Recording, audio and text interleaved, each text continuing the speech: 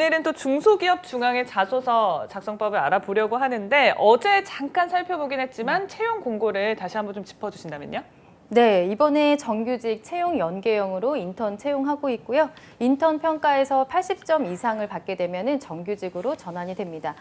현재 일반 사무 5급으로 두 자릿수의 채용이 계획되어 있습니다.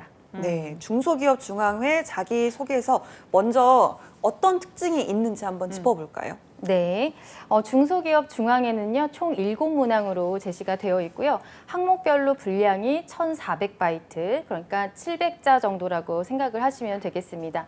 내용을 보면은 이거 참 까다롭다, 이거 진짜 어렵다, 이런 내용은 없고요. 그러니까 난이도는 높지 않지만 항목이 개수가 많고 또 분량이 좀 있기 때문에 좀 분량에서 부담을 많이 느끼실 수 있겠습니다.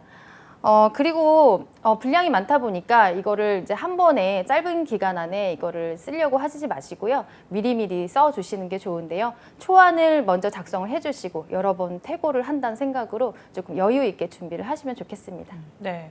7개 문항이면 저희가 지금까지 살펴본 기업들과 비교를 하더라도 꽤나 많습니다. 네. 어떤 문항들인지 간략하게 짚어주실까요? 네, 그러면 이제 본격적으로 시작하기 전에 테마별로 어떤 내용이 있는지 간략하게 살펴보겠습니다.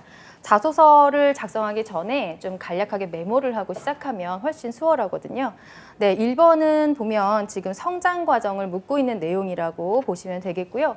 2번은 이제 장단점인데요. 장단점은 우리가 늘 봤던 성격의 장단점과 좀 유사합니다. 그리고 3번은 가치관이고요. 4번은 이제 전문성, 역량을 묻는 질문입니다.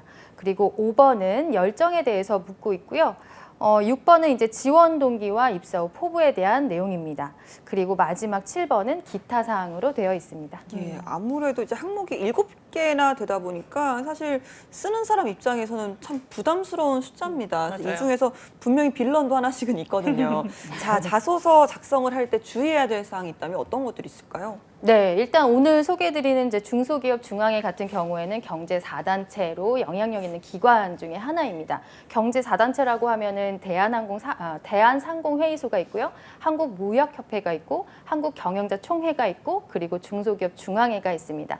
이 경제단체 같은 경우에는 중소기업의 경제적, 사회적인 발전을 위해서 지원 사업을 하고 권익보호를 위한 활동을 하는 비영리 단체인데요. 민간단체이지만 공공기관의 성격을 가지고 있기 때문에 이런 기관의 특성과 또 사업의 내용이 있다는 것을 좀 이해를 하시면 좋겠습니다. 그래서 대표적으로는 이제 국제통상, 그리고 외국인 고용, 공제 지원, 스마트 공장 이런 것들과 관련해서 정책, 제도, 지원 사업을 한다 이해를 하고 생각하시면서 이제 기술을 하시면 조금 더 도움이 되실 거고요. 그리고 또 하나 중요한 부분은 이제 블라인드 채용 방식입니다. 그래서 여러 번 이제 말씀을 드렸지만 여기에서는 지원자의 조건이나 배경을 알 수 있는 그런 유추할 수 있는 정보들은 알려주지 말아야 되기 때문에 뭐 이름이나 단체명, 학교명, 그리고 부모님의 직업이나 직장 정보 이런 정보는 알리지 말아야 됩니다. 네, 좋습니다. 자, 그럼 빠르게 하나씩 살펴보려고 하는데요. 1번 문항부터 제가 소개를 해드리겠습니다.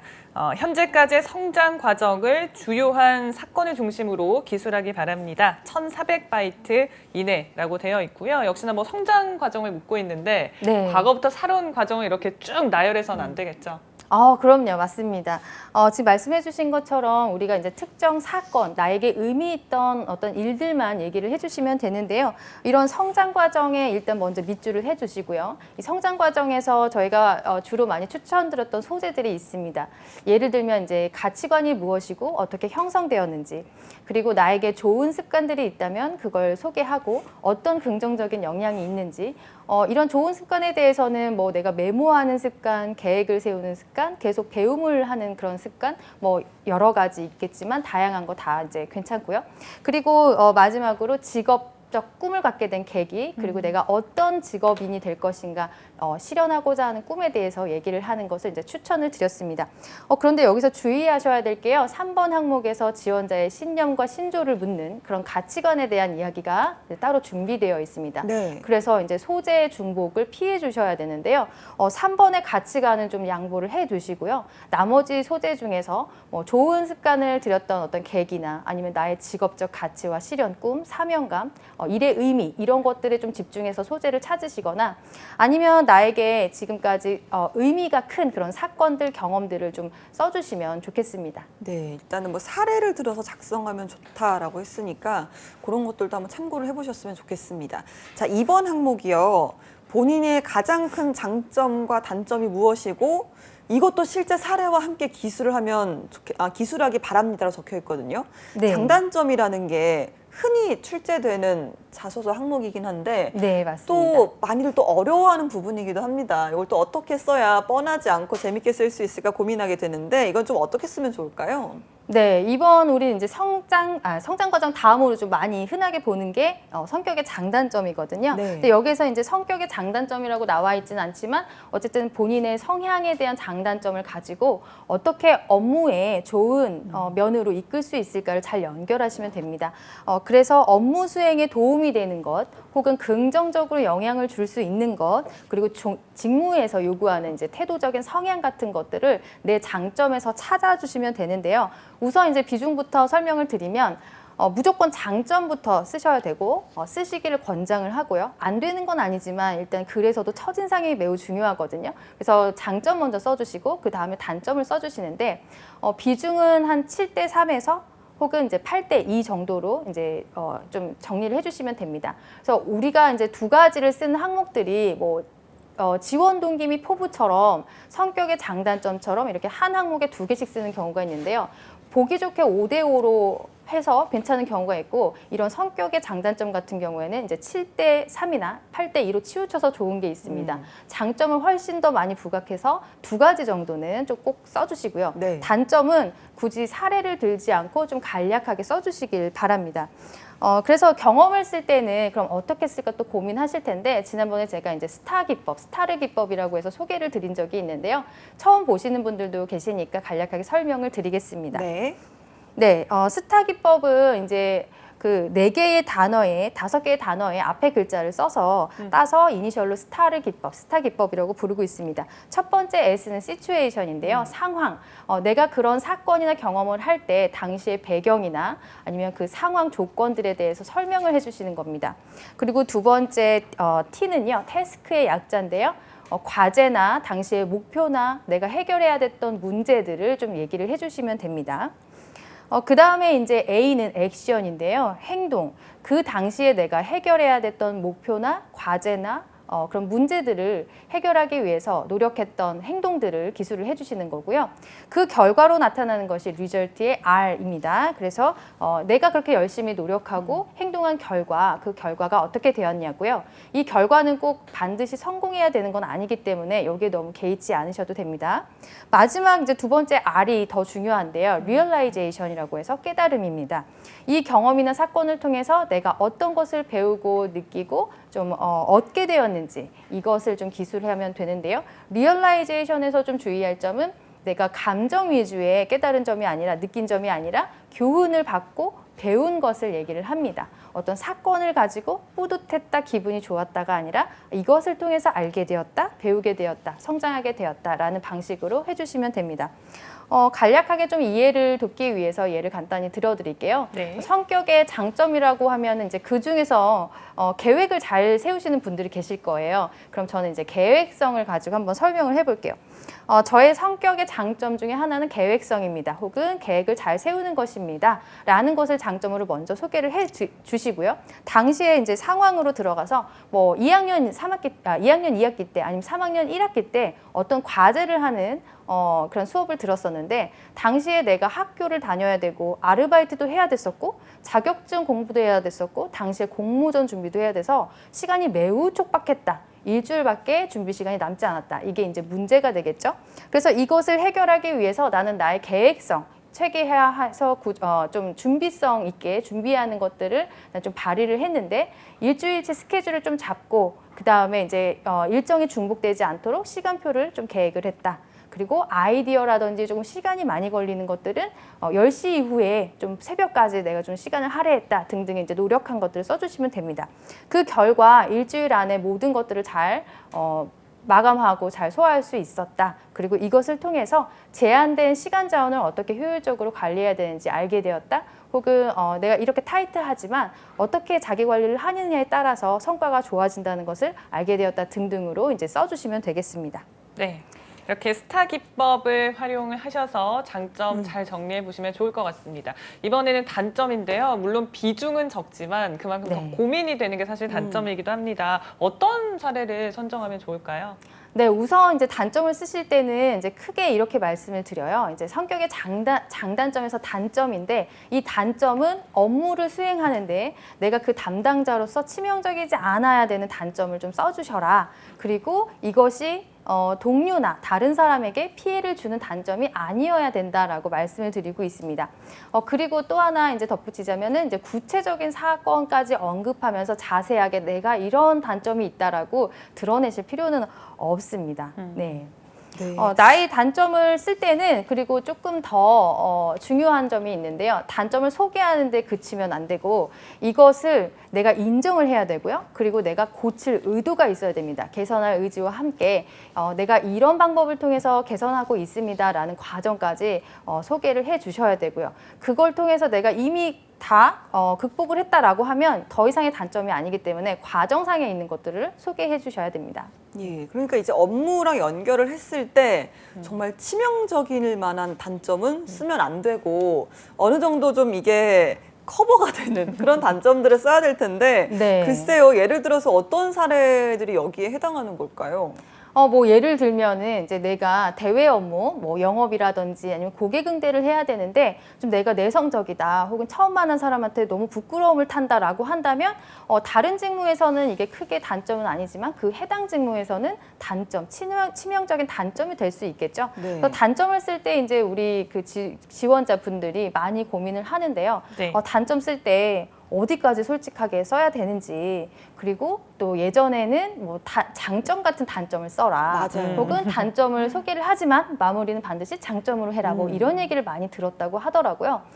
그렇지만 이제 자소서 같은 경우에도 우리가 트렌드라는 게 있습니다. 그래서 과거에는 좀 나의 단점을 잘 포장을 해서 좋은 점만 어필하게 이렇게 쓰라라고 이제 얘기를 했다면 지금의 자소서 트렌드는 메타인지를 좀 강조하거든요. 단점을 얘기할 때 메타인지나 직무 적합성 이런 것들을 보는데 직무 적합성은 조금 전 설명을 해드렸던 것처럼 이 단점이나 이런 장점이나 이런 것들이 직무를 수행할 때 치명적이지 않아야 되고 장점으로 발휘될 수 있는가 이런 것들을 좀 체크하는 거고요. 메타인지라고 하는 것은 이제 내가 어떤 걸 잘하고 어떤 걸 부족한지 이제 그걸 잘 알고 그걸 해결해 나가는 어떤 능력이라고 볼 수가 있는데 잘 인지할 수 있어야 돼요. 그래서 단점을 쓰실 때는 내가 어떤 부분이 부족하다라는 걸 반드시 내가 알고 있어야 되고 그거를 꼭 고치려고 문제 해결을 하려고 노력하는 그런 행동까지 이어져야 됩니다. 네. 예전에 저는 이제 자기소개서를 쓸 때 저도 좀 비슷하게 썼던 것 같거든요. 네. 뭐 그런 거 있잖아요.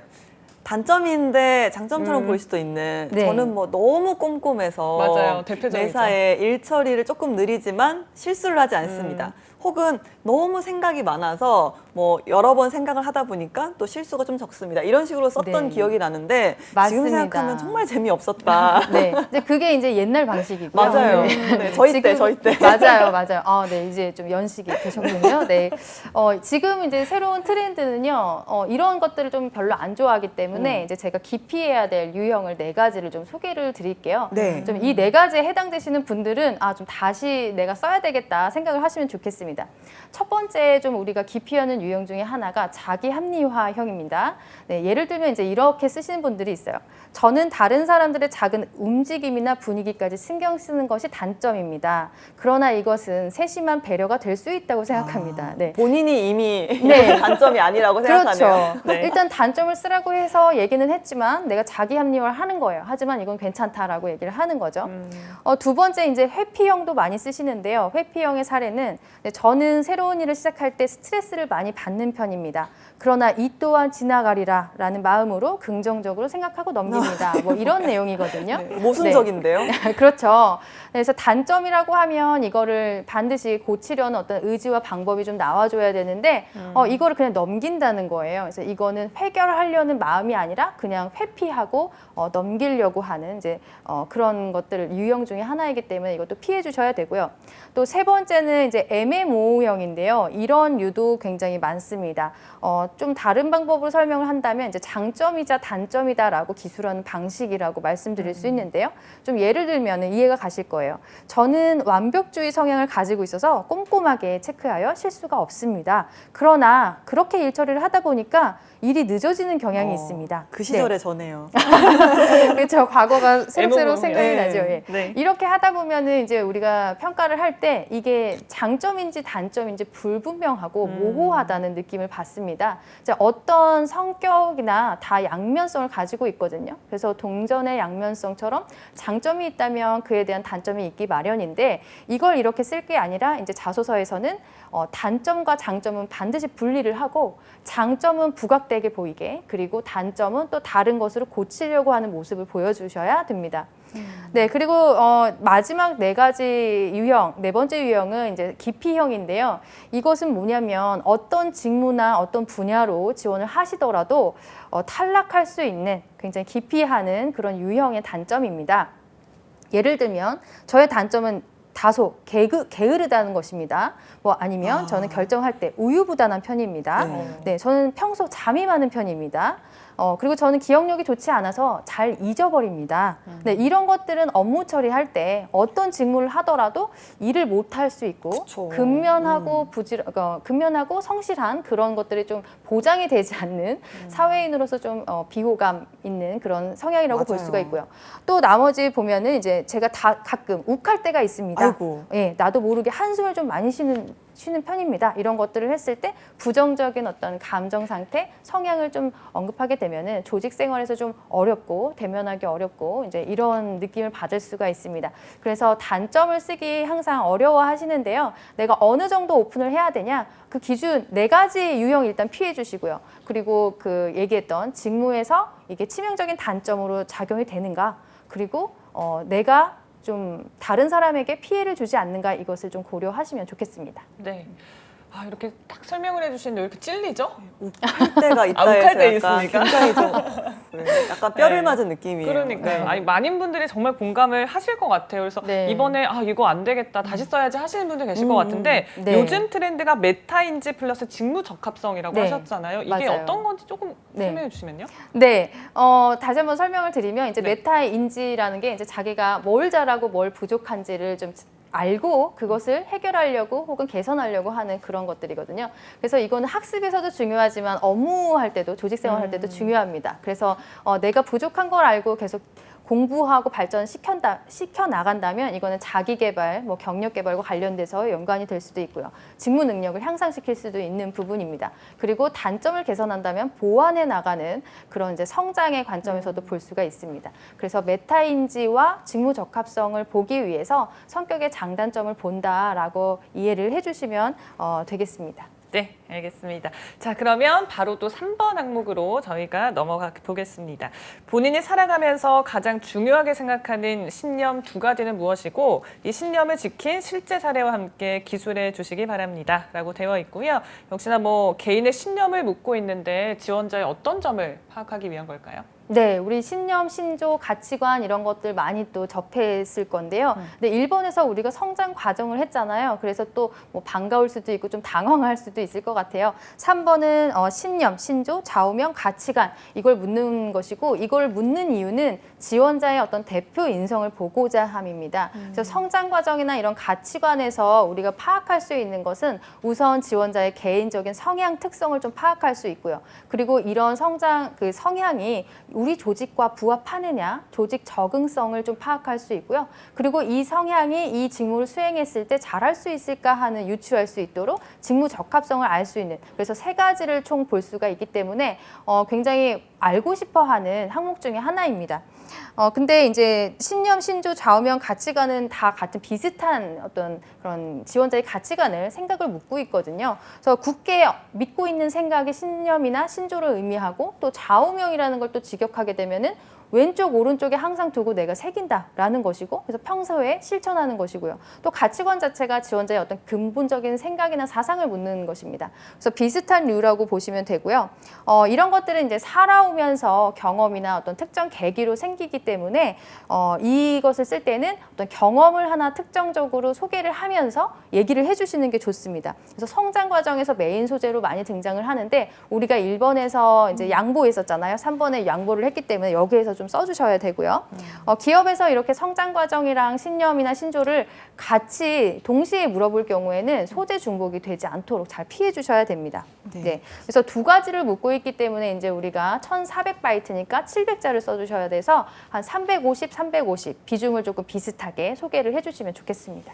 사실 신념, 신조라는 게 쉬운 듯 하면서도 되게 1400바이트까지 좀 작성하기에 조금 부담스러울 수도 있을 것 같아요. 저는 자꾸 네. 어릴 때 그 숙제로 써갔던 가훈 이런 게 자꾸 생각이 나는데 네네네. 예, 이걸 좀 작성을 할 때 어떻게 문장을 좀 구성을 해야 될까요? 네, 일단 구성을 먼저 알려드리면요. 이제 신념이나 가치관을 쓰실 때는 우선 내 신념이 어떤 것이다라고 이제 소개를 해주시는 게 좋습니다. 특별하게 좀 어렵게 생각하시지 마시고 평소에 나의 어떤 그런 모토가 무엇이었냐. 오늘보다 나은 내일이다. 나는 계속 발전하려고 노력하는 사람이고 실패를 두려워하기보다는 내가 먼저 도전을 해보는 그런 것을 중요하게 생각하는 사람이다. 이런 성향적인 어떤 가치 같은 것들 먼저 소개를 해주시고요. 그리고 내가 이 가치를 적용해서 일상생활에서 내가 하고 있는 행동들, 실천하고 있는 경험들을 소개를 해주시는 겁니다. 그래서 약속을 잘 지킵니다 하고 나서 그냥 설명으로 끝날 게 아니라 계속 정말 약속을 잘 지켜서 잘 됐던 어떤 케이스들을 소개를 해주시는 거죠. 그리고 이제 분량에 조금 여유가 있다면 이런 그 계기들을 얘기를 해주시는 거예요. 이런 가치관이 형성된 계기, 이런 신념을 내가 갖게 된 어떤 특별한 계기가 있다면 그 경험들도 같이 소개해 주시면 됩니다. 아마 350자씩 하나씩 써야 되기 때문에 이렇게 너무 부담스럽지는 않으실 거라고 생각이 듭니다. 네. 알겠습니다. 자, 이렇게 여러분의 신념까지 확인을 해봤고요. 이번에는 전문성을 확인하는 4번 항목 살펴보겠습니다. 본인의 전문성을 키우거나 다른 사람과 차별되는 능력을 습득 또는 자신만의 독특한 경력을 쌓기 위해서 어떠한 노력을 하였는지 기술해 주시기 바랍니다. 라고 되어 있습니다. 어떤 사례들을 좀 뽑아내면 좋을까요? 네, 지금 소개해 주신 대로 지금 전문성을 묻는 얘기인데요. 전문성은 곧 직무 역량을 얘기하죠. 그래서 우리 지원자의 직무 역량을 나타내야 되는데 많이 들어보셨을 거예요. KSA. 네, knowledge, skills, attitude 해서 지식, 기술, 태도를 조합한 게 역량이다라고 이제 몇 번 소개를 드렸습니다. 그것을 얘기를 해주시는데요. 그래서 저는 역량을 얘기할 때 하나 가지고는 좀 경쟁하기가 어렵다. 그래서 3개 정도 좀 꼽아주셔라라고 하고요. 또 주의하실 점은 이거를 KSA, 지식, 기술, 태도의 영역이 있는데 한 영역에만 몰려서 모아서 쓰지 말아라. 그 3가지를. 예를 들면 이제 태도 부분에서 성실하다, 내가 도전한다, 아니면은 긍정적인 사고다 이런 태도적인 것만 3개를 쓰게 되면 굉장히 이거는 좀 모호하다는 거죠. 이걸 역량이라고 얘기하지 못할 수 있어요. 왜냐하면 역량은 이런 KSA의 조합, 콤비네이션이라고 얘기를 하기 때문에 지식과 태도 혹은 기술과 태도 아니면 경험과 태도 이런 식으로 좀 섞어서 다양한 면모를 보여주셔야 되는데 그런 성향적인 태도만 3가지 쓰게 되면은 조금 이제 경쟁력에서 밀릴 수가 있어요. 그래서 우리 지원자분들도 역량을 좀 골고루 해서 3가지 정도는 대표적으로 꼽아주셨으면 좋겠고요. 또 소재를 찾는다면 일단 요즘에 제가 지원자들 많이 만나보니까 경력이 많으시더라고요. 경력이 없으셔도 상관은 없지만 1년 미만의 경력이 있으신 분들이 좀 꽤 있어요. 취업 재수도 하시는 분들도 있고 그래서 그런 조직 생활 경험이 있으신 분들은 경력을 좀 써주시고요. 그리고 경력이 없으신 분들은 인턴 경험이 있으시면 인턴 경험, 현장 실습 경험이 있으면 현장 실습, 그리고 아르바이트 있으면 아르바이트, 최대한 조직 생활 경험을 먼저 우선적으로 써주시는 게 좋겠습니다. 그래서 우리 기관 자체가 지금 뽑는 게 일반 사무 지원, 사무 업무 이렇게 뽑고 있고 또 사업 자체가 지원 사업을 하고 있는 거거든요. 그래서 사무 업무와 지원 사업 경험을 봤을 때 내가 관련된 소재가 있다면 일단 우선적으로 써주시는 게 좋습니다. 일반 사무 같은 경우에는 굉장히 포괄적으로 다 쓸 수가 있잖아요. 사무 능력, 문서 작성 능력, 이런 행정 업무 이런 것. 그래서 좀 많이 찾아보시고요.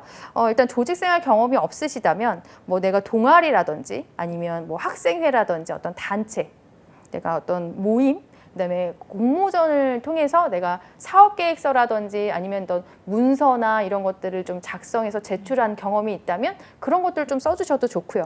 그리고 특별한 내가 분야에서 상을 받았다면 그것도 또 칭찬하고 또 우수하다고 평가받을 수 있는 부분이기 때문에 수상한 경험에 대해서도 또 소개를 해주시면 좋고요. 그리고 이제 지원 사업과 관련해서는 행사를 좀 운영했던 뭐 학교에서도 괜찮고 서포터줘도 괜찮고 비영리 이런 수익 단체가 아니라도 괜찮습니다. 그래서 그런 뭐 봉사나 행사나 지원 업무와 관련된 경험이 있으시면 이런 역량을 좀 관련돼서 기술을 해주셔도 좋고요.